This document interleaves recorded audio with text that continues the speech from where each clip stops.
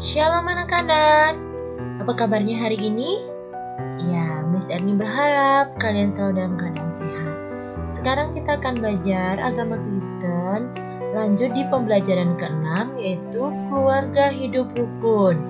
Nah anak-anak, di dalam pelajaran ini kita akan belajar tentang keluarga hidup rukun. Apa sih itu keluarga? Anak-anak sudah tahu ya, bahwa keluarga itu keluarga kecil terdiri dari ayah, ibu, ada kakak dan adik. Jika keluarga besar ada nenek, kakek, paman, bibi, dan ayah, ibu, kakak, dan adik. Nah anak-anak, di setiap keluarga pasti menginginkan hidupnya selalu damai sejahtera dan penuh kerukunan.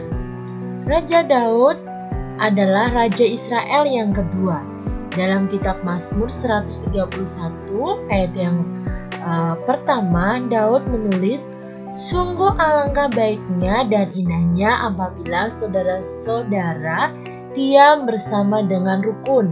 Jadi di dalam Mazmur 131 ayat 1 ini, Daud menulis, "Sungguh alangkah baiknya dan indahnya apabila saudara diam bersama dengan rukun." Jadi itu yang menjadi keinginan Tuhan, bahwa kita hidup rukun, kita sekeluarga rukun, kita dengan saudara-saudara rukun. Nah, itu adalah keinginan Tuhan. Nah, Raja Daud menyatakan bahwa kerukunan dapat membuat hidup menjadi indah.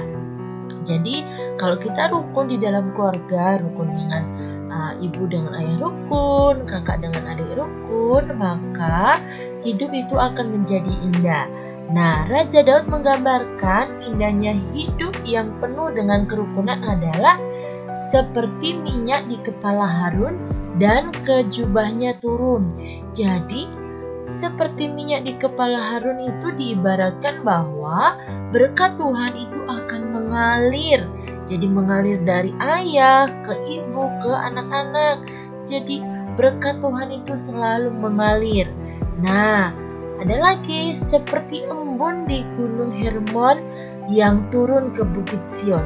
Jadi ada kedamaian, ada kesejukan, kesegaran. Nah, ketika kita hidup rukun yang digambarkan Daud yang begitu indahnya, itu menggambarkan bahwa anak-anak Tuhan harus apa? Harus rukun, sehingga apa? Menerima berkat yang dari Tuhan dan menerima berkat juga kedamaian dan kesejukan itu.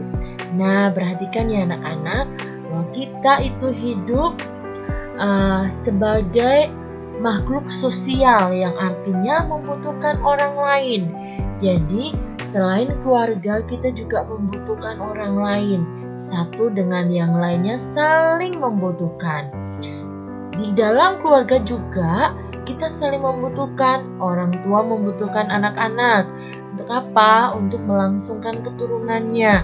Juga anak-anak membutuhkan orang tua. Untuk apa? Menolong mereka.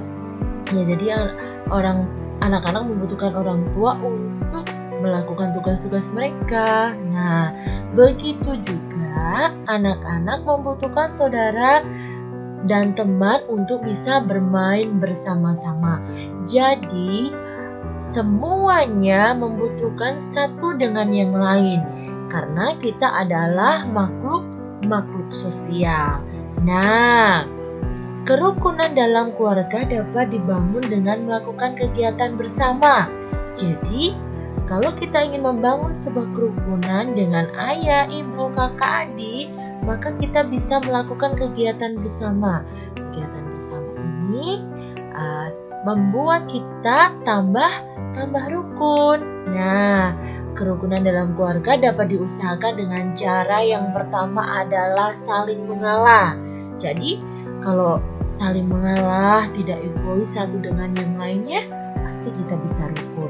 Terus saling memberi, ya, satu dengan yang lainnya saling memberi, saling rendah hati, saling menghargai, saling memaafkan, bahkan saling mengasihi. Keenam hal ini jika kita lakukan, maka kita akan merasakan kerukunan itu di dalam keluarga. Coba kalau di dalam keluarga sering berantem, nggak mau mengalah, terus di keluarga nggak mau memberi, semuanya sombong, nggak mengasihi, nggak memaafkan. Aduh, pasti yang terjadi apa? Iya, pertengkaran. Itu pasti akan terjadi setiap hari.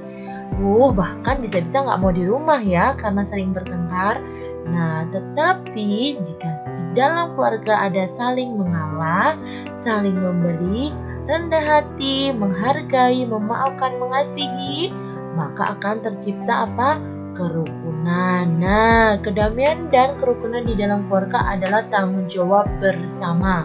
Betul, jadi kerukunan itu adalah tanggung jawab bersama, bukan tanggung jawab ayah ibu aja atau kakak aja, tidak, tetapi semua anggota keluarga. Nah, anak-anak, melalui surat kepada jemaat di Korintus, Paulus menasihati agar kita seia sekata dan tidak ada perpecahan, erat bersatu dalam kasih, setia, dan berfikir.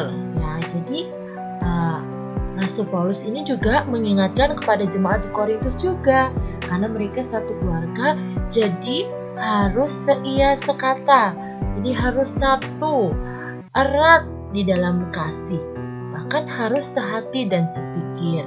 Tuhan Yesus juga mendoakan semua umatnya agar satu kasih, kekudusan, dan persatuan, dan itu akan apa?